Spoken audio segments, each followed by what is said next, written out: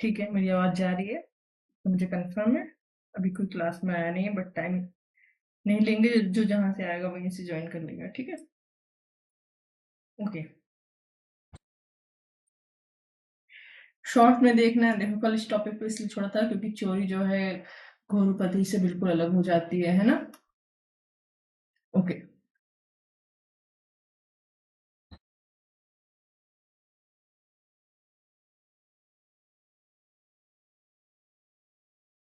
शुरू करते हैं। देखो, हम कह रहे हैं question answer series LLB exam का, जहां तक 12 अगस्त से आपका शायद एग्जाम है सेकंड सेमेस्टर का। 4 पेपर हो चुका है, 5, 6, 7 बचा है, जिसमें से हम 6th कर रहे हैं लास्ट टाइम। ठीक है, थर्ड क्लास है ये। इसमें हमें देखना है चोरी क्या है। पहले देखा कि अगर परिभाषा हमें आ जाए, अगर हमें परिभाषा आ जाती है तो बाकी एलिमेंट्स के लिए हमें प्रॉब्लम नहीं होती, क्योंकि हम उसी परिभाषा से एलिमेंट्स निकालते हैं। ठीक है, आवश्यक तत्व निकालते हैं, फिर उसी आवश्यक तत्व को हम एक्सप्लेन करते हैं विद केसेस या कोई भी एग्जांपल देके। ठीक है, तो परिभाषा। ओके, तो चोरी को परिभाषित कीजिए, उसके आवश्यक तत्व बताइए। Very good. चोरी एवं उद्यापन में अंतर है, तो यहाँ पे उद्यापन अंतर तभी बता सकते हो जब आपको चोरी भी पता हो क्या है और उद्यापन भी। ठीक है, एक्सटॉर्शन क्या है एंड थेफ्ट क्या है, दोनों पता होना चाहिए। तो अभी तो मेन हेडिंग चोरी ही है, देख लेते हैं। देखो, आईपीसी के हिसाब से पढ़ रहे हैं, आईपीसी के चैप्टर 17 में, और बीएनएस के भी आई थिंक चैप्टर 17 में ही है। ये कौन सा अपराध है? चोरी प्रॉपर्टी के विरुद्ध। ठीक है, संपत्ति के विरुद्ध, किसी व्यक्ति की संपत्ति के विरुद्ध अपराधों के विषय में। ठीक, ओके। आईपीसी अभी सिलेबस में भले है, लेकिन बेनएक्ट खरीदना अगर, तो बेनस वगैरह खरीदना, तो तुम लोग के काम आएगी। और इसमें आईपीसी की धारा 378 के अंतर्गत चोरी को परिभाषित किया गया है। और अगर लिखना चाहो तो लिख सकते हो ब्रैकेट में बीएनएस की धारा 303। एलिमेंट सेम है। ठीक, सेम परिभाषा है।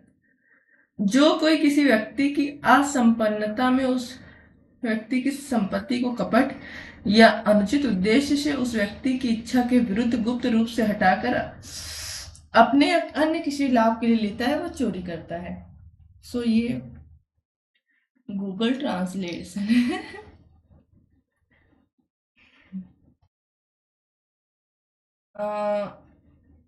इसको ऐसे भी बोल सकते हैं, जब कोई व्यक्ति, ठीक है, किसी अन्य व्यक्ति के कब्जे में मौजूद चल संपत्ति को बेईमानी के इरादे से बिना उसकी सहमति से हटाता है और अपने कब्जे में लेता है, तो उसे क्या कहेंगे? चोरी कहेंगे। तो जो कोई किसी व्यक्ति की असंपन्नता से में व्यक्ति की संपत्ति को कपट या अनुचित उद्देश्य से उस व्यक्ति की इच्छा के विरुद्ध गुप्त रूप से हटाकर, ये तो तुम हटा ही दो। ठीक है, अपने किसी अन्य के लाभ के लिए लेता है, वह चोरी करता है। तो जो कोई किसी व्यक्ति को, ये देखो मैं ऐसे बार बार क्यों पढ़ रहा है, एलिमेंट निकालने, आवश्यक तत्व निकालने के लिए, तो कम से कम 2 लोग होंगे। नहीं, देखो एक चीज याद रखना, कोई व्यक्ति अपनी भी संपत्ति की चोरी कर सकता है, लेकिन उसके लिए भी कम से कम 2 लोग चाहिए होते हैं। ठीक है, क्यों? एग्जाम्पल में बताएंगे या ध्यान रहेगा तो आगे। ठीक है, अभी बता देंगे तो टॉपिक से हट जाएंगे।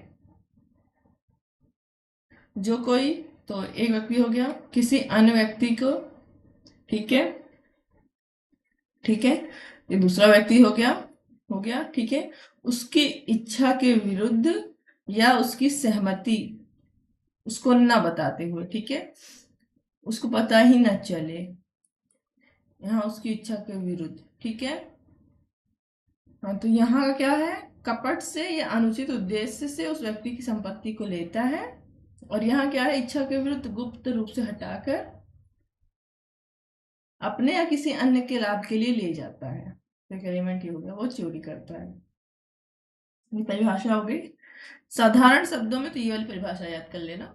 ये वाले का ट्रांसलेशन अच्छा नहीं तो इंग्लिश वाली कर लेना, सही है, नीचे दिया हुआ है ट्रांसलेशन में। ठीक है, चोरी तब होती है जब कोई व्यक्ति किसी अन्य व्यक्ति की संपत्ति को उसकी अनुमति के बिना धोखे से या छिपाकर अपने लाभ हेतु उठा ले जाता है। ठीक है, अपने अपने लाभ हेतु उठा लेता है। देखो, ओके, ठीक है। सो एलिमेंट देखते हैं क्या है। संपत्ति का होना, ठीक है। चोरी सिद्ध होने के लिए निम्नलिखित तत्वों की आवश्यकता होती है। संपत्ति होनी चाहिए। हमने यहाँ देखा कि संपत्ति को क्या होता है, धोखे से छिपाकर अपने लाभ हेतु उठा लेता है। ठीक है, जब इसका एक बहुत इंपॉर्टेंट एलिमेंट है, इंग्लिश वाले में पढ़ना, वहां पर है। ठीक है, ट्रांसलेशन होगा बेईमानी पूर्ण आशय से।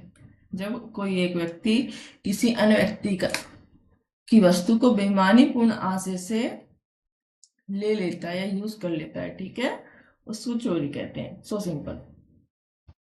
और आई थिंक आईपीसी के सेक्शन 17 में इसकी परिभाषा थी, है ना। ओके, तो सबसे पहला एलिमेंट क्या है, संपत्ति होनी चाहिए, क्योंकि हमने क्या देखा कि ये संपत्ति के विरुद्ध अपराध है। ठीक है, इसको चेक कर लेना, कोई वो नहीं है, यहाँ लिखना नहीं है बस, क्योंकि देखो अभी भी आ सकता है एग्जाम में। अगर तुम लोग नेट जेआरएफ एलएलएम का एंट्रेंस दोगे, लेकिन बीएनएस आएगा। बीएनएस के किस धारा में दिया, तो दूसरी धारा में दिया, ठीक है, इसमें नहीं दिया है। आईपीसी वाला पूछ लिया तो ठीक है। संपत्ति के विरुद्ध अपराध के विषय में पढ़ रहे हैं। और चोरी कैसे वस्तु का होगा, उठा ले जाता है। जाहिर सी बात है, ऐसी संपत्ति होगी जो मूव कर सकती है। जो संपत्ति मूव नहीं कर सकती, किसी का घर है वो मूव नहीं कर सकता, तो उसकी चोरी नहीं हो सकती, है ना। चोरी केवल चल संपत्ति की हो सकती है, जैसे पैसे, आभूषण, मोबाइल, वाहन आदि। इमूवेबल प्रॉपर्टी की चोरी नहीं हो सकती। फॉर एग्जाम्पल, किसी का खेत हो गया, ठीक है, भूमि हो गई इत्यादि। ओके, एक केस यहाँ पे ऐसे दे दिया हुआ है, pooling Bihari versus king emperor. ठीक है, इंपॉर्टेंट केस है, इंपॉर्टेंट केस हम आगे देखेंगे। ठीक है, मैं 4-5 केस आगे बताऊंगी और इम्पोर्टेंट सारे बताऊंगी। ठीक है, अगर नोट्स में नहीं होगा तब भी। ठीक, अदालत ने स्पष्ट किया कि केवल चल संपत्ति की ही चोरी का विषय बनाया जा सकता है। तो पुलिन बेहरी वर्सेस किंग एम्परर 1912 का केस है। कोर्ट ने कहा आप चोरी से चल संपत्ति की कर सकते हैं। चल मतलब जो मूव कर सकती है, जो चल सकती है। ठीक है, वह संपत्ति किसी अन्य की हो। जाहिर सी बात है, देखो एक्स वाई की संपत्ति का बेईमानी पूर्वक आशय से उठा ले जाता है। ठीक है, उसको ले जाकर यूज करेगा। देखो सेक्शन 368 जब 328 जब पढ़ोगे आप, आई थिंक 78 था ना आईपीसी में,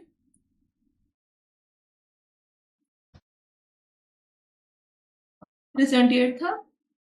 तो उसमें कुछ एग्जाम्पल, आई थिंक 16 या 14 एग्जाम्पल है। ठीक है, तो बेईमानी पूर्वक आशय से उठा ले जाना। बेईमानी पूर्वक का क्या मतलब होता है, जिससे किसी को सदोष अभिलाभ हो और किसी को सदोष हानि हो।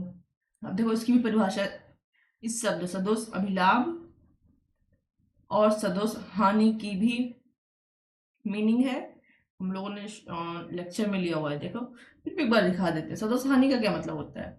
फॉर एग्जाम्पल, तुम्हारे पास मोबाइल है, वो चोरी हो गई, एक्स ने तुमसे छीन लिया, चोरी कर लिया, मतलब तुम्हें क्या हुआ, नुकसान हुआ। सदोष, तुम्हें क्या हुआ, दोषपूर्ण नुकसान हुआ, जो कि तुम्हें नहीं होना चाहिए था, तो तुमको क्या हुआ, हानि हुआ, तो तुमको क्या हुआ, सदोष हानि हुई। उस मोबाइल से एक्स को क्या हुआ, लाभ हो गया, दोषपूर्ण लाभ, जो कि उसको नहीं होना चाहिए था। ठीक है, दोषपूर्ण लाभ हुआ। ठीक है, तो उसको सदोष लाभ हुआ, इतना ही है। ठीक है, तो जब एक व्यक्ति दूसरे व्यक्ति से कोई संपत्ति बेईमानी पूर्वक मतलब जिससे उसको सदोष लाभ हो, दूसरे को सदोष हानि ले जाता है, तो उसको चोरी कहते हैं। ठीक है, नाउ देखो ये लूट भी हो सकता है, डिपेंड हो सकता है, बट अभी चोरी पर आओ। तो चोरी की गई संपत्ति किसी अन्य व्यक्ति की होनी चाहिए। आप अपनी वस्तु की चोरी नहीं कर सकते। बट देखो, मान लो इसका अपवाद है। ठीक है, ये शॉर्ट है इसलिए बहुत डीपली नहीं दिया हुआ है। एक्स वाई है, इसने क्या किया, सॉरी एक्स है, इसने क्या किया, वाई के पास, वाई सुना रहे, अपनी चैन मरम्मत के लिए दी, सोने की चैन है, ठीक है, वाई ने का मरम्मत कर दिया। अब एक्स अपनी चैन वापस लेने गया, ठीक है, ओके, वाई ने कहा भैया मरम्मत का पैसा दे दो और चैन ले जाओ, नो प्रॉब्लम। इतना कहने के बाद वाई का ध्यान किसी और तरफ चला गया। एक्स ने क्या किया, चुपके से अपनी चैन लिया और भाग गया। तो यहाँ चैन किसकी है, एक्स की थी, तो ये चोरी कैसे हो गई, चोरी ऐसे हो गई, किसके कब्जे में थी, वाई के। और जो यक्स उस संपत्ति को उठा लाया, चोरी कर लाया, ठीक है, उसके साथ साथ जो वाई का उस पर अधिकार था, ठीक है, क्या जो उस पर उसने कार्य किया था अपना, उस पर क्या कहते, मेहता, और ठीक है, वर्क किया था, उस पर उसका जो पैसा बना था, उस पर वाई का अधिकार था, वो भी तो चला गया, उसी के बदले में तो लेता। तो एक्स ने क्या किया, अपने सामान की चोरी की, तो अपने सामान की चोरी हो सकती है, ठीक है, ओके, बिना सहमति से लिया है, ओके, एक्स है वाई का फ्रेंड है, वाई की लाइब्रेरी में जाता है, ओके, एक बुक रखी थी, चल संपत्ति होती है बुक, पहला एलिमेंट हो गया, ठीक है, ओके, ले लिया, बिना वाई की सहमति के उस बुक को लेकर चला आता है, ये सोचकर कि मुझे तो अपने मित्र से सहमति लेने की कोई वही नहीं है, आवश्यकता ही नहीं है, मुझे तो उससे हर प्रकार से मना थोड़ी करेगा, ठीक है, वहां चोरी नहीं हो रही क्योंकि ऐसा रिलेशनशिप है, ठीक है, घर लेकर आया, पढ़ा, फ्रेंड को बताया नहीं है, ठीक है, अभी तक ये चोरी नहीं था, बट फिर एक्स क्या करता है, उस बुक को लौटाता नहीं है, उस बुक को लौटाता नहीं है, बल्कि बेच लेता है, और बेचने से क्या होता है, एक्स को तो लाभ हो गया, बट वाई को तो सदोष हानि हो गई, अब ये चोरी हो गया, ठीक, यदि मालिक की सहमति हो तो वह चोरी नहीं कहलाएगा, चोरी तभी होगी जब संपत्ति मालिक की इच्छा के विरुद्ध ली गई हो। कपट या अनुचित उद्देश्य, अभियुक्त का उद्देश्य संपत्ति को अपने या किसी अन्य के लाभ हेतु चुराना या यूज करना हो, ठीक है,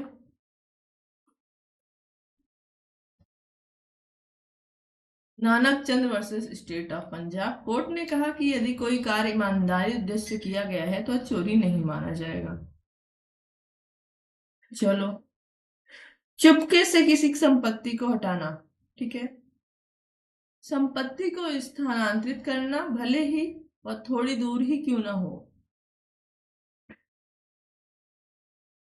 मान लो कि तुम्हारे घर में यहाँ पे घर का मेज है तुम्हारा, ठीक है, and there is a ring, okay,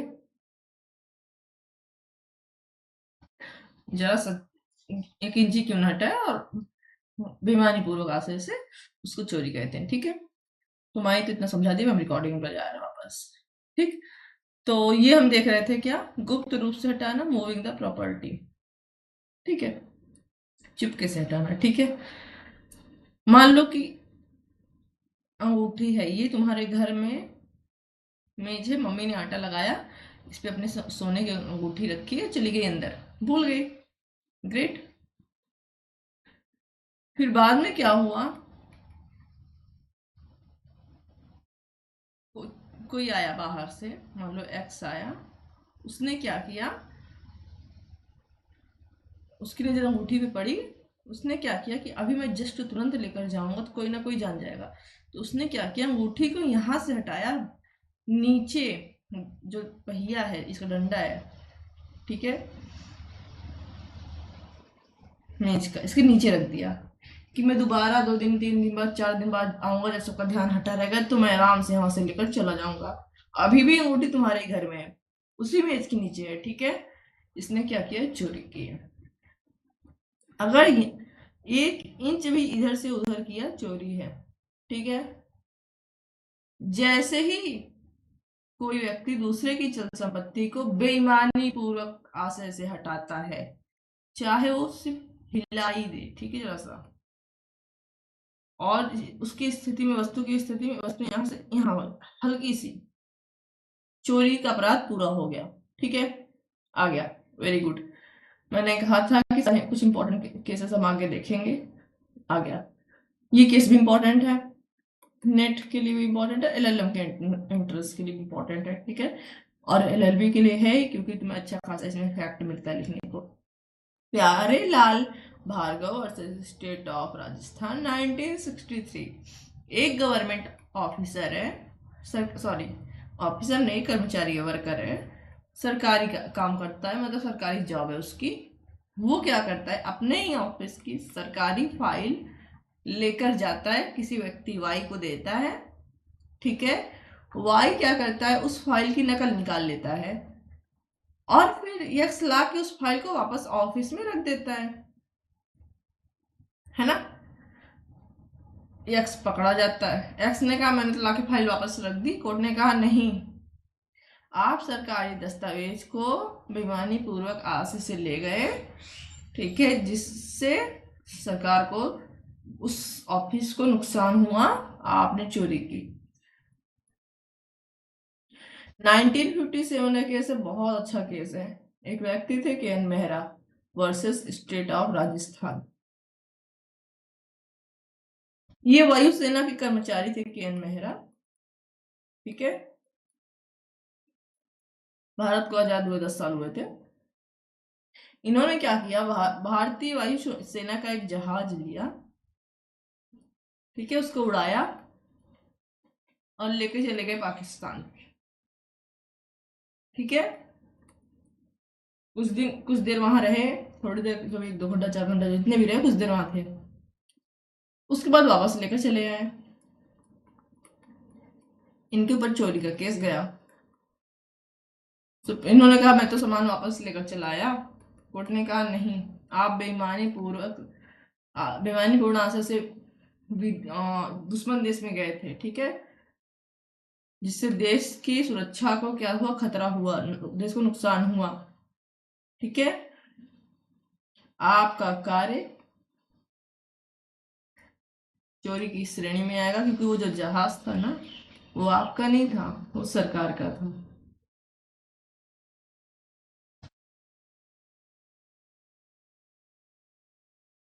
Velji Raghav ji versus state of Maharashtra 1965।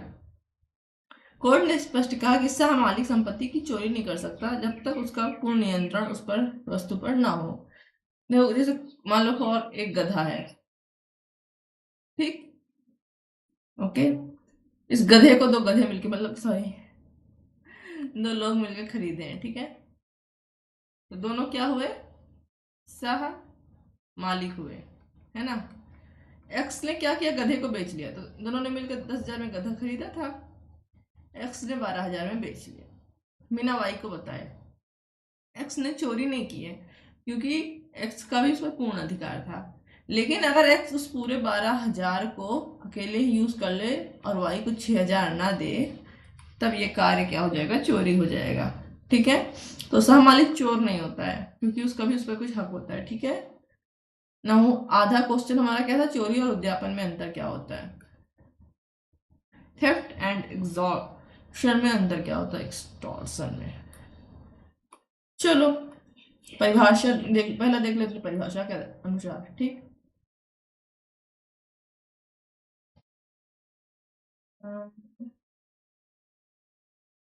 उदाहरण, ठीक, तो चोरी का बिना सहमति की संपत्ति को गुप्त रूप से हटाना। तो गुप्त रूप से बार बार आ रहा है। बिना सहमति की संपत्ति को बेईमानी पूर्ण आशय से हटाना। बेईमानी पूर्ण आशय जरूर लिखना, जो कि ऊपर गूगल ट्रांसलेशन में नहीं है, ठीक है, इसी नोट्स में, ठीक। सेक्शन और उद्यापन क्या होता है, यहां से शुरू होगा, किसी व्यक्ति को भय या दबाव द्वारा संपत्ति को प्राप्त करना, ठीक है। जब अभी हम एक्सटॉर्शन अगर आएगा आगे पढ़ेंगे, इसलिए यहां से अंतर देख रहे हैं। धारा 378 में चोरी है 383 में एक्सटॉर्शन है, ये आईपीसी की बात हो रही है, ठीक है, आईपीसी है सिविल्स में। तो संपत्ति के मालिक की इच्छा के विरुद्ध होती है चोरी। और जो उद्यापन होता है, जो एक्सटॉर्शन होता है, वो क्या होता है, इसमें भी मालिक की इच्छा के विरुद्ध होता है, बट इसमें जबरन होगा। मतलब चोरी क्या होता है, हम चुपके से कोई सामान ले जाएं, ठीक है, मालिक को पता ना चले, तो उसकी इच्छा के विरुद्ध ही है, लेकिन उसको पता नहीं चल रहा। उद्यापन में क्या होता है, मालिक की इच्छा के विरुद्ध होता है, बट आमने सामने से जबरदस्ती छीना जाता है, धमकी दी जाती है, ठीक है, ओके। अनुमति का अभाव, अनुमति कैसे होती है, तो चोरी में अनुमति का पूर्ण अभाव होता है, क्योंकि हम चुपके से संपत्ति ले रहे हैं ना, तभी तो चोरी है। उद्यापन में सहमति होती है, लेकिन कैसे ली जाती है, डरा धमका के, दे दो नहीं तुमको चक्कू मार देंगे। चलो, संपत्ति को हटाया जाना आवश्यक है कि नहीं, तो चोरी में चुपके से, बेईमानी पूर्ण आशय से चुपके से गुप्त रूप से संपत्ति को हटाया जाता है, जबकि उद्यापन में भी संपत्ति हटाई जाएगी, लेकिन मालिक के सामने, मालिक है, उसके गले पे से चक्कू लगा दो, दो तुम्हारा पर्स दो मुझे, नहीं तुमको चक्कू मार दूंगा, और उसके बाद उसकी जबरन सहमति से उसको पर्स ले लो, ठीक है। बल का प्रयोग, ओके, चोरी में बल का प्रयोग नहीं होता, चुपके से लेकर जा रहे हैं, हमने देखा उद्यापन में होता है, धमकी वगैरह दे रहे हो। एग्जाम्पल, कोई व्यक्ति बिना बताए किसी का मोबाइल चुरा ले, कोई व्यक्ति धमकी देकर किसी से पैसा ले ले।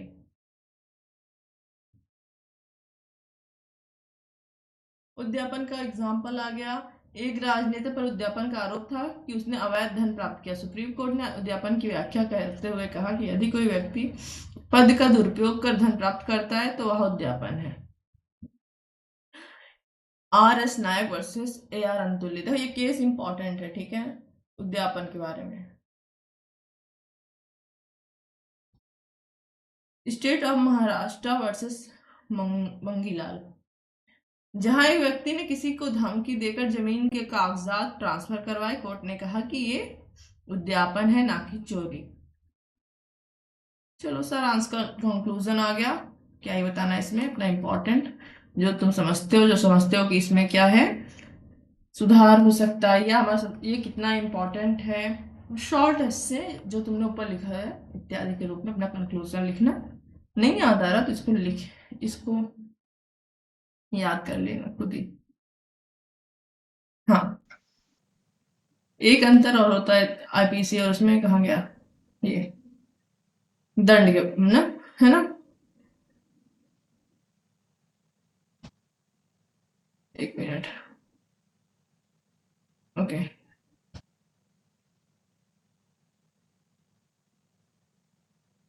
दंड की मात्रा में चोरी में 379 3 साल तक का कारावास या जुर्माना, ये आईपीसी की बात हो रही है, ठीक है, जबकि उद्यापन में 3 साल तक का कारावास, जुर्माना या दोनों, ठीक है।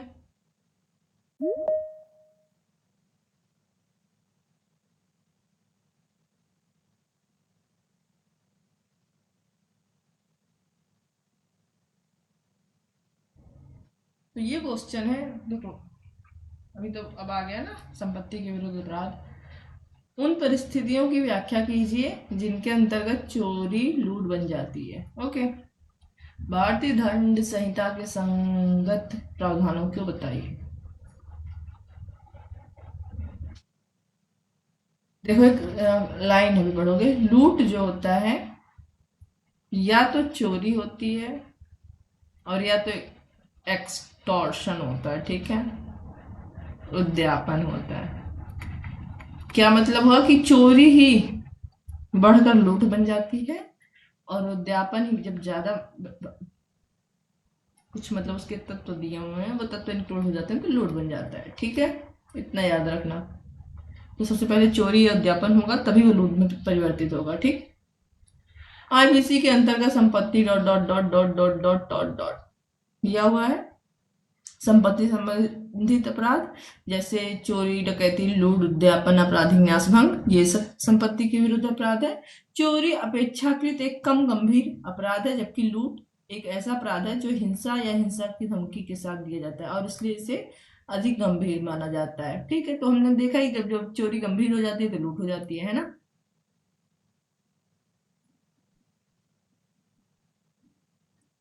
चलो, तो चोरी की परिभाषा दिया हुआ है, ये रहा। जो कोई व्यक्ति किसी व्यक्ति की सहमति के बिना, यही वाली परिभाषा हम बोल रहे हैं, वहां पे ऊपर जो नोट्स में था, पता नहीं क्या था, कीचड़ पिचड़ गूगल ट्रांसलेशन था, ये वाली वहां लिखना। ठीक है, जो कोई व्यक्ति किसी व्यक्ति की बिना सहमति के किसी चल संपत्ति को, ठीक है, पहला एलिमेंट हो गया, किसी अन्य की संपत्ति होनी चाहिए।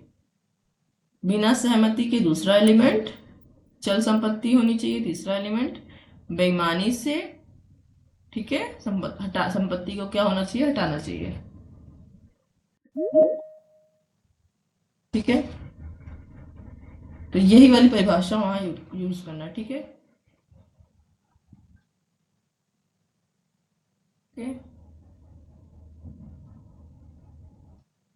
समटाइम्स संपत्ति को हटाना या ले जाना।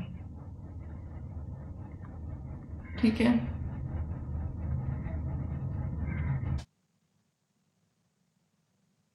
चलो लूट देखते हैं। एक मिनट बेटा, एक मिनट, किसी का फोन आ रहा है।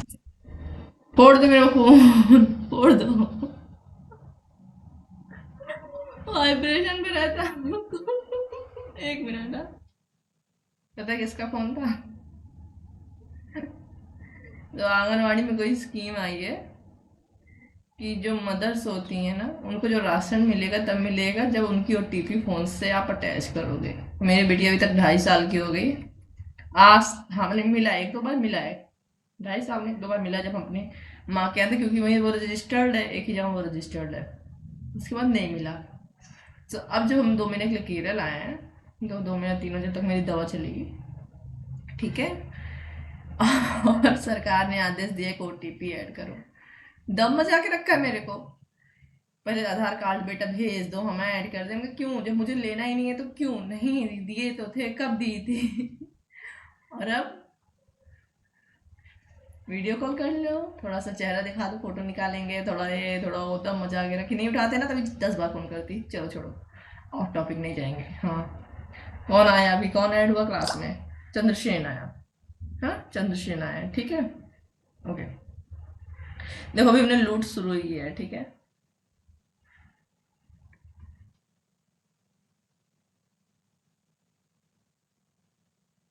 बट इनके कॉल के चक्कर में, चूंकि मेरा फ़ोन वाइब्रेशन पे रहता है, मोस्टली मेरा फ़ोन साइलेंट रहता है, बट जब से मेरा थोड़ा सा वो दवा चल रहा है ना, तो कब मैं थोड़ा सी चक्कर वगैरह आने लगता है तो वाइब्रेशन पे रखती हूँ। तो मैंने ऐसा जस्ट खड़ा करके रखा था और वो वाइब्रेशन के कारण चट से नीचे गिर गया। और सबसे बड़ी बात है कि क्लास में डिस्टर्ब हो गया। चलो, बहुत अच्छी गुस्सा आई थी मेरे को। लूट की परिभाषा, तो हम लोगों ने चोरी पढ़ी, चोरी और उद्यापन में अंतर देखा, तो थोड़ा सा उद्यापन का भी आइडिया हो गया। ठीक है, अब हमें देखना है लूट। नेक्स्ट क्वेश्चन, तो देखो, जब चोरी गंभीर हो जाती है, गंभीर प्रकृति की हो जाती है, या उद्यापन गंभीर प्रकृति का हो जाता है, ठीक है, तो वो लूट हो जाता है। ठीक है, सेक्शन 390 ऑफ आईपीसी में दिया हुआ है, किसका फोन का वो क्या कहते हैं, पता नहीं क्या कहते हैं उसको, वॉइस ऑन है, किसी का तो ऑन है ना? बंद कर लो भाई। क्वेश्चन पूछना हो तो बोल सकते हो, लेकिन फिर मुझे लगेगा फिर मेरे फोन आ रहा है क्या, ऐसा मुझे लगेगा, है ना?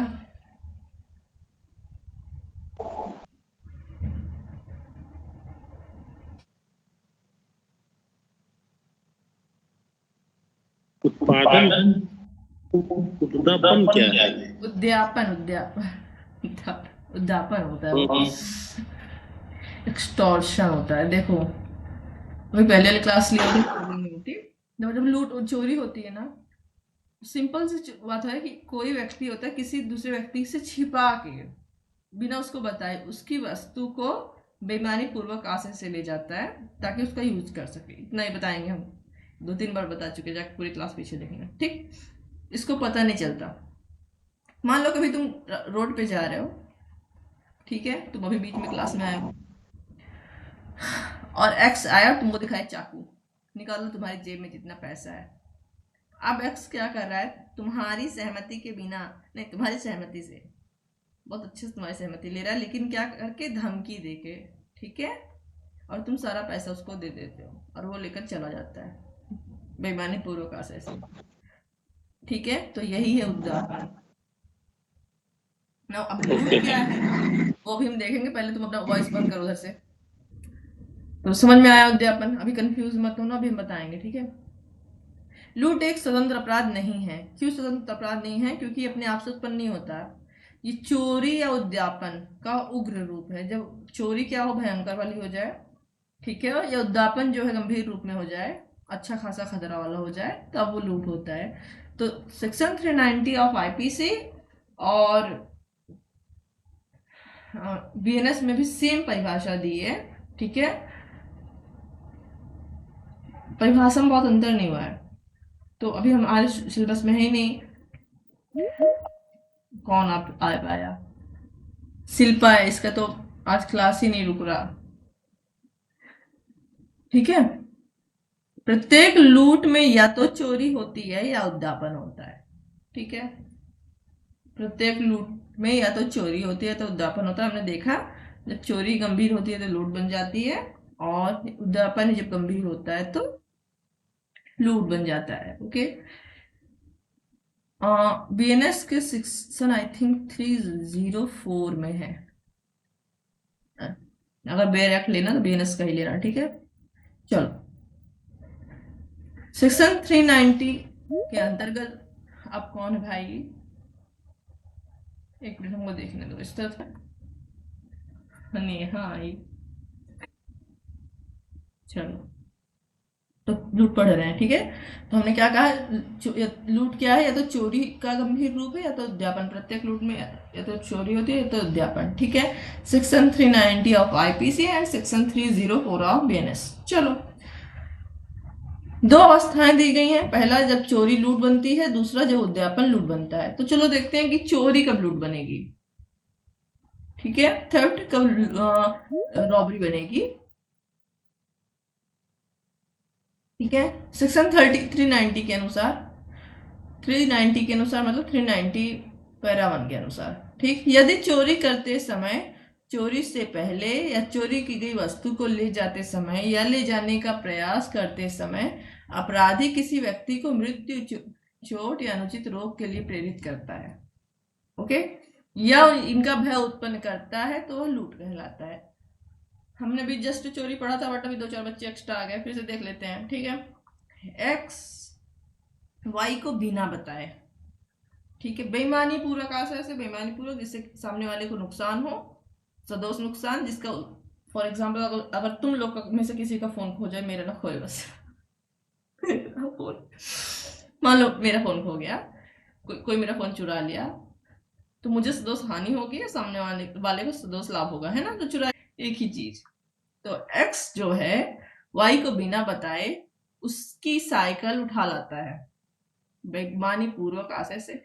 वाई को बिल्कुल पता नहीं चलता और इसको बेच लेता है, पैसा यूज कर लेता है। तो एक्स ने क्या किया है, चोरी की, ओके, यहां तक सब नॉर्मल था।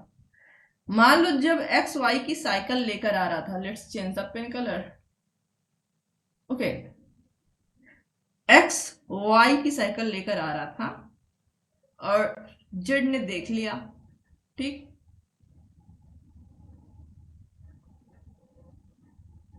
एक्स ने जेड को कहा हट जाने तो गोली मार दूंगा, हट जाने तो साइकिल से तुम्हारा सिर तोड़ दूंगा, ठीक है।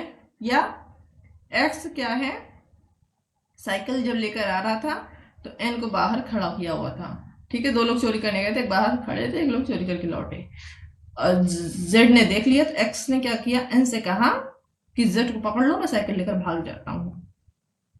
तो जैसे ही चोरी में हिंसा का प्रयोग हो गया, प्रयोग नहीं, प्रवेश हो गया, ठीक है, चाहे वो सिर्फ प्रयत्न के रूप में धमकी दिया ही है, कोई यूज नहीं किया, हिंसा का किसी भी रूप से प्रवेश हो गया, वो चोरी क्या हो जाएगी, लूट हो जाएगी।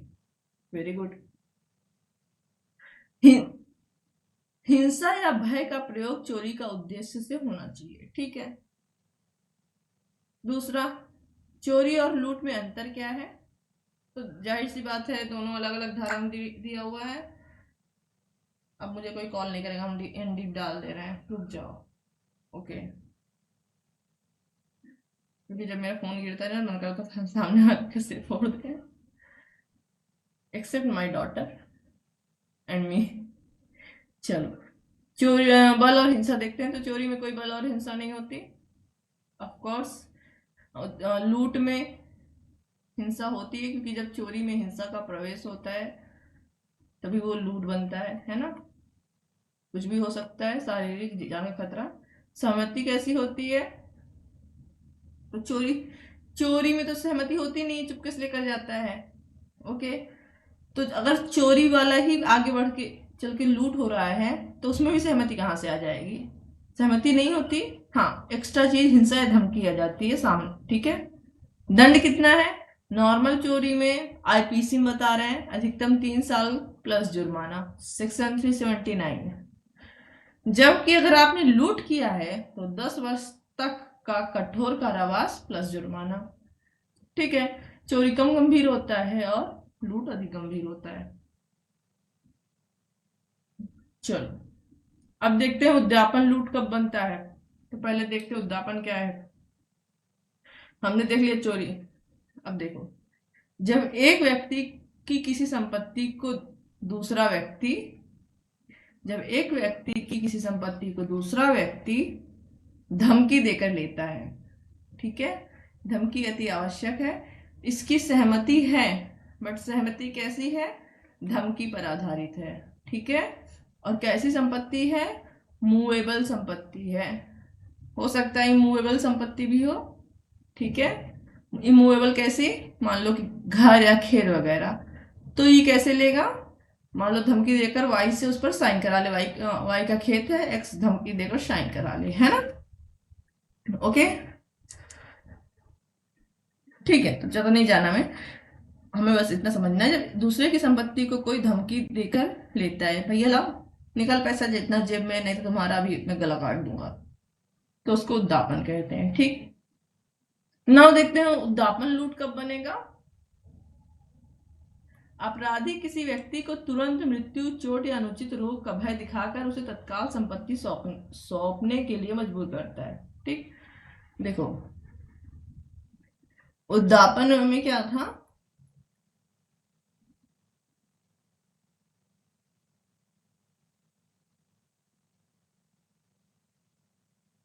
एक मिनट, हाँ ठीक है। उद्यापन में भी धमकी दे रहा था, ठीक है, बट उसमें हत्या की धमकी, मृत्यु की धमकी डायरेक्ट नहीं थी, ठीक है। बट लूट में दिख रहा है, मान लो सामने वाले ने क्या लिया हुआ है, गन लिया हुआ है, बंदूक, निकाल पैसे नहीं तो ठोक दूंगा। तो इसमें जो धमकी की स्थिति है वो अधिक गंभीर होती है, इतना सा अंतर है, ठीक है। कैसी होती है? अधिक गंभीर होती है, ठीक है। फॉर एग्जाम्पल, कोई अपराधी बंदूक दिखाकर कहता है जान से मार दूंगा पैसे दे, और सामने वाला डर के कारण पैसे दे देता है, तो यह लूट है। चलो, दंड कहाँ दिया हुआ है लूट का? जो कोई लूट करता है उसे अधिकतम 10 वर्ष तक का कठोर कारावास प्लस फाइन होता है। यदि लूट सूर्यास्त और, हाँ ये याद रखना, ये बीएनएस में भी होगा, सूर्यास्त और सूर्योदय का नियम एक गिरफ्तारी में भी लागू होता है, दूसरी चीज होती है, यहाँ पर दूसरी चीज है।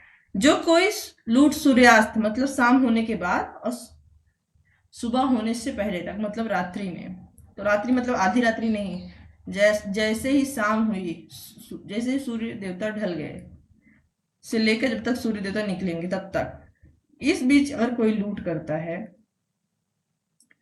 तब वो क्या कहलाएगा? अधिक गंभीर वाला लूट, और तब दंड की मात्रा 14 वर्ष तक हो सकती है, जो कि कठोर हो सकती है, ठीक है। चलो, चोरी लूट कैसे बनती है, एग्जाम्पल देख लेते हैं इसका।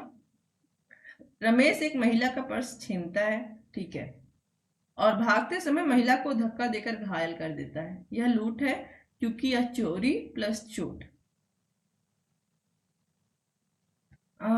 देखो, रमेश ने क्या किया, उस महिला की सहमति के बिना चुपचाप उसका पर्स छीना। ठीक है, अभी तक उसने चोरी की थी।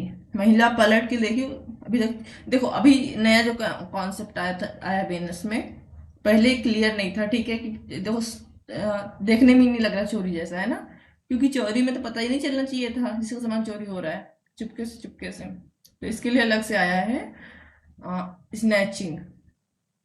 स्नैचिंग कर रहा है ना, सब हम लोग पहले यूज करते थे, बट आईपीसी में कोई शब्द ऐसा था नहीं, बीएनएस में आया हुआ है। ठीक है, उसके बाद जब महिला ने देखा तो महिला को क्या किया, धक्का दे दिया। क्या कर दिया, बल का प्रयोग कर लिया, जिससे महिला घायल हो गई। वो तुमको ध्यान हटाने के लिए यहाँ पर क्या हो रहा है, बल का प्रयोग हो रहा है। ठीक है, अब ये लूट हो गई। घायल हुई ना हुई ये कॉन्सेप्ट नहीं, उसने धक्का दिया ये कॉन्सेप्ट है। ठीक है, बल का प्रयोग किया। राहुल चुपचाप किसी की जेब काटता है। ठीक है, किसी को चोट नहीं पहुंचाता और डराता भी नहीं है। वह सिर्फ चोरी है, लूट नहीं है। ठीक है, क्योंकि किसी भी प्रकार का बल प्रयोग नहीं हो रहा। महत्वपूर्ण केसेस, कुछ केसेस महत्वपूर्ण यहाँ मिलते हैं, कुछ नहीं मिलते। ठीक है, शंकर बनाम महाराष्ट्र राष्ट्र। आरोपी ने सोने की चेन छीनी और भागते समय चोट पहुंचाई। चोरी की, भागने लगा, उसके बाद चोट पहुंचाई। इसको यहाँ रखो, हमें यहाँ ये नहीं देखना है, हमें ये देखना है उसने बल का प्रयोग किया कि नहीं किया ना, तभी तो चोट पहुंची। हाई फाई तो किया नहीं होगा, हाय बाय जैसे चोट, उसने क्या किया, बल का प्रयोग। अब चाहे उसे चोट पहुंची हो चाहे नहीं, मान लो उसने धक्का दिया होता, उसे चोट नहीं भी पहुंचती, तो बल का प्रयोग हुआ ना। तो सुप्रीम कोर्ट ने कहा कि उसने लूट किया है। रमेश राकेश बनाम मध्य प्रदेश राज्य एआईआर 2001। ट्रेन में यात्रियों को डराकर सामान छीना और घायल किया। ओके, डायरेक्टली सामान छीन रहे हैं, चुपके से सामान नहीं ले रहे। ठीक है, या चुपके से अचानक आकर सामान लेकर नहीं भाग रहे, धमकी देकर सामान छीन रहे हैं। ठीक है, क्या होगा ये, उद्दापन होगा। ठीक है, बट इसके साथ जो धमकी है उसकी गंभीरता क्या है। इतनी बड़ी ट्रेन की बोगी लूट रहे हैं, तो भैया चक्कू लेकर तो आए नहीं, बढ़िया गन वन बंदूक जो है कट्टा वट्टा लेकर आए होंगे, मारने की, जान से मारने की धमकी दे रहे हैं। ठीक है, एक दो गोली चाहे हवा फायर भी कर दिया, कुछ किसी को घायल भी कर दिया हो, तो क्या किया, ये लूट होगा। State of Maharashtra versus Joseph Kohli. चोरी के काफी समय बाद पीड़ित से बदला लेने के लिए मारपीट की गई। ठीक है, हाँ, चोरी का उद्देश्य चोरी नहीं था, सिर्फ चोरी, पता नहीं क्या बोल रहे हैं, और एक केस हम पढ़े भी नहीं है, तो हमको बहुत क्लियर नहीं है, जान दो, कंफ्यूज नहीं करेंगे तुम लोग को भी। चंडी कुमार दास बनाम पश्चिम बंगाल राज्य एआईआर 2012। इस केस में क्या हुआ, आरोपी ने जेवरात छीने और चोट पहुंचाई। तो चोरी और चोट कैसे पहुंचाई होगी भाई, बल का प्रयोग किया होगा, तो लूट हो गया। न्यायालय द्वारा उस उद्देश्य के लिए व्याख्या। देखो, जब हमने देखा कि लूट जो है या तो चोरी होगी और या तो उद्यापन। ठीक है, उद्यापन ना बोल देना, उद्यापन जब व्रत खोलते तब होता है, एक्सटॉर्शन होता है। ठीक, ओके, तो या तो चोरी आगे बढ़कर लूट होती है, या तो उद्यापन आगे बढ़कर लूट होता है। ओके, तो चोरी की परिभाषा जब हमने देखी तो वहां पे मैं एक शब्द बोलना भूल गई थी, या बोला था याद नहीं मुझे। हाँ नहीं, सॉरी, चोरी नहीं, लूट की आवश्यकता तो देखते समय कि चोरी जब लूट होगी तो क्या किया हो, चोरी की हो प्लस बल का प्रयोग किया हो, या अच्छा यहाँ पे वापस ले जाके दिखाती हूँ, कंफ्यूज नहीं करूंगी।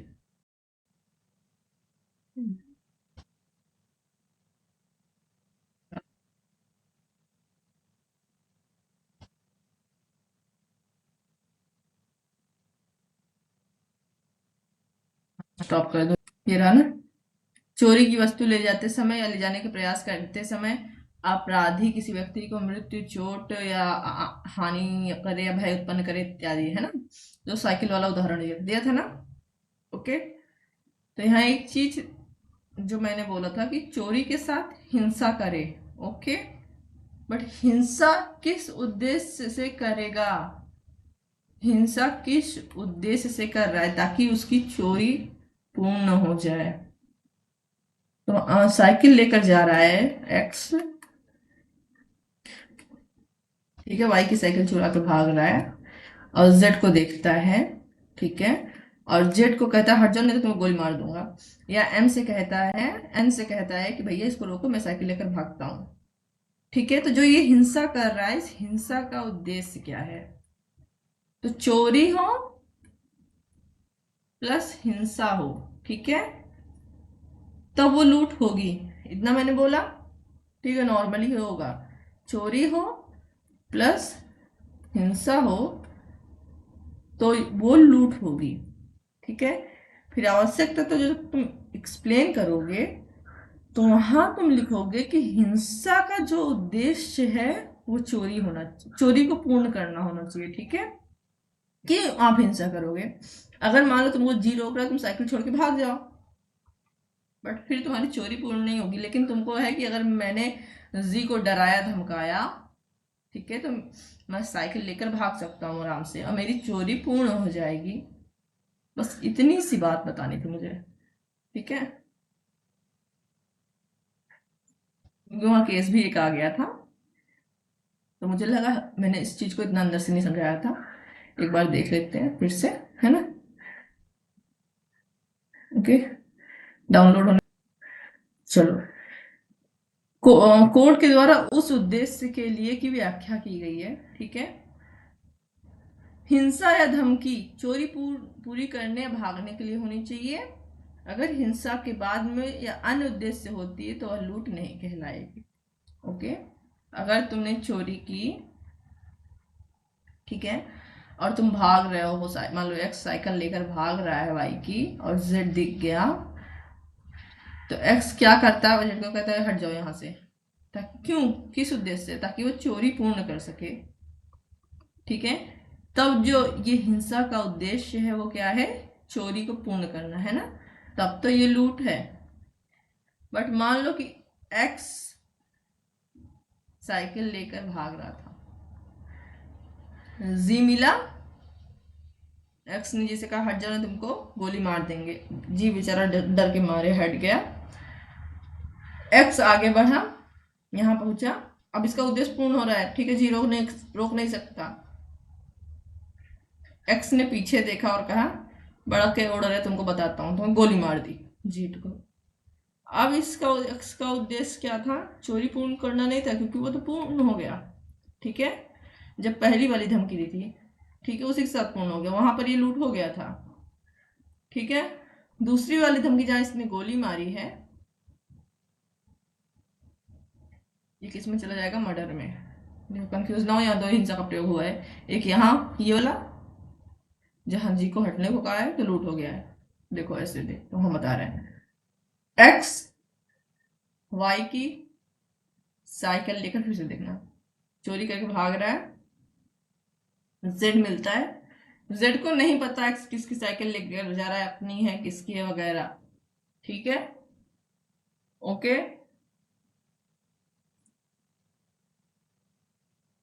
एक्स क्या कहता है जेड से, ठीक है, कि जो गले में चैन पहने हो ये दे दो, नहीं तुम्हारा मुंह तोड़ दूंगा, ठीक है। जी से कहता है एक्स, ठीक है, और जी बेचारा अपनी चैन उतार के दे देता है।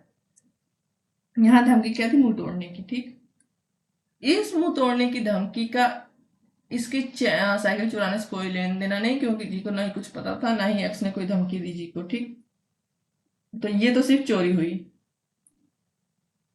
और जो इसने धमकी दी मुंह तोड़ दूंगा अपना, नहीं तो चैन दे दो, तो जी ने अपना उतार के चैन दे दिया। धमकी कैसी थी? नॉर्मल थी, हाँ, बहुत नॉर्मल नहीं थी। तो क्या होगा? ये उद्दापन होगा। चोरी और उद्दापन दोनों में हो रहा है, बट दोनों में कहीं लूट नहीं हो रहा, ठीक है। जब तक चोरी के साथ दी गई धमकी हिंसा इस उद्देश्य से न हो कि उस चोरी को पूरा किया जा सके, तब तक वो कार्य लूट में नहीं बदलेगा। चलो, डकैती आ गई क्या? बड़ी जल्दी आ गई।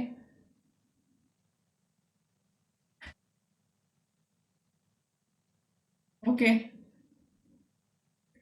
लूट की अधिक, अच्छा ठीक है, हम समझ गए क्यों आ गए जल्दी। हम लोग थोड़ा नीचे आ गए, है ना? अभी मिटेगा भी नहीं कि। अगला देखो, डकैती और लूट में थोड़ा सा अंतर देख लेते हैं। उसके बाद डकैती हो सकता है आगे अच्छे से आए तो वहां देखेंगे। ठीक है, वापस चलते हमारे कलर पे। डकैती क्या होती है? यही होता है इंग्लिश में इसका, ठीक है, आई थिंक सो, स्पेलिंग पता नहीं, लेकिन होता डिकॉइटी ही है, ठीक है। और लूट के लिए रॉबरी होता है। 391 में डकैती की परिभाषा दी गई है।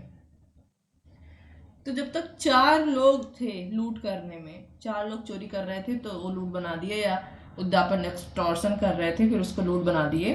ठीक है, कोई है? चलेगा सबके सब? चलो कोई नहीं, होगी जरूर, रुको हम चेक कर लेते हैं। 4 लोग हैं, तब तक ये लूट है, ठीक है। अब देखो, 4 लोग मिलकर चोरी कर रहे हैं, 10 लोग मिलकर कर रहे हैं, वगैरह वगैरह, जो भी कर रहे थे, ठीक है। चाहे जो काम कर रहे थे, चाहे जो काम, अगर वो 4 लोग तक थे, चाहे चाहे मतलब चाहे चोरी कर रहे थे चाहे उद्यापन, और फिर वो लूट बन गया, अगर उनकी संख्या सिर्फ 4 तक थी तो वो लूट ही कहलाएगा। ठीक है, बट अगर वही चोरी, अगर वही उद्यापन जो कि लूट बन रहा है 5 लोगों के द्वारा किया जाए तो लूट ना कहलाकर डकैती कहलाता है। ठीक है, तो इतना सा अंतर है लूट और डकैती में। वही काम चोर, सॉरी चोर नहीं, चोर, ठीक है, चोरी, सॉरी, थेफ्ट और एक्सटॉर्शन, जो कि आगे चलकर लूट बन रहा था, अगर वो 4 लोगों तक ही सीमित था तो लूट था। बट जैसे उनमें शामिल होने वाले अपराधियों की संख्या 5 हो गई अभियुक्तों की, वो डकैती हो गई। ठीक है, ओके। जब 5 या अधिक व्यक्ति मिलकर लूट करें या उसका प्रयास करें वह डकैती कहलाती है। आजीवन कारावास से या 10 वर्ष तक का कठोर कारावास प्लस जुर्माना। 395। चलो फिर भी थोड़ा सा अंतर भी देख लेते हैं लूट और डकैती में। 390 में लूट है, 391 में डकैती है। अपराधी की संख्या 1 से लेकर 1 या अधिक हो सकती है, 4 तक हो सकती है, क्योंकि जैसे ही 5 होगा, कम से कम 5 या प्लस चाहे जितने हो डकैती हो जाता है, तो हम इसका अजम्पशन करेंगे, है ना, कि 4 अधिकतम। गंभीरता कैसे हो सकती है? लूट क्या है? गंभीर अपराध है, जबकि डकैती अत्यधिक गंभीर और समाज विरोधी है। ठीक है, समाज विरोधी दोनों ही है। दंड कितना होगा? 10 वर्ष तक का कठोर कारावास लूट में, और आजीवन कारावास मैक्सिमम से लेकर 10 साल तक का प्लस फाइन। उसके बाद प्रक्रिया दी है, सीआरपीसी में पढ़ेंगे ये सब, इसको यहाँ नहीं पढ़ना। चलो कंक्लूजन, एक शॉर्ट यहाँ पे माइंड मैप हो गया है। चोरी 378 है, लूट 390 है। तो चोरी में जब हिंसा, चोट या भय आ जाए तो वह लूट हो जाता है। ठीक है, क्यों? क्योंकि लूट चोरी आधारित भी होती है जब हिंसा या भय के दौरान हो, और लूट उद्यापन आधारित भी होती है जब तत्काल भय उत्पन्न करना हो। ठीक है, दंड कितना है लूट का? तो सेक्शन 392 आईपीसी में 10 वर्ष तक का कठोर कारावास प्लस जुर्माना। याद करके भूल जाना, आईपीसी में मतलब एलिमेंट तो सेम है, बट सेक्शन और अंदर के फैक्ट बीएनएस में फिर से पढ़ना है। ठीक है, कूट रचना की रचना हम लोग कल करेंगे, क्योंकि आज संपत्ति के विरुद्ध हमने अपराध में मोस्टली चोरी, लूट और डकैती देखी। जब 5 या उससे अधिक लोग लूट करते हैं तो डकैती, इससे बहुत अंदर इसमें नहीं पढ़ना। ठीक है, तो इसको याद कर लेना, तैयार कर लेना। आज कल हम लोग एक नया चैप्टर है, इसको तैयार करेंगे। ठीक है, चलो आज की क्लास के लिए इतने ही हम बंद कर रहे हैं। फिर से पूछ लेना, कुछ पूछना हो।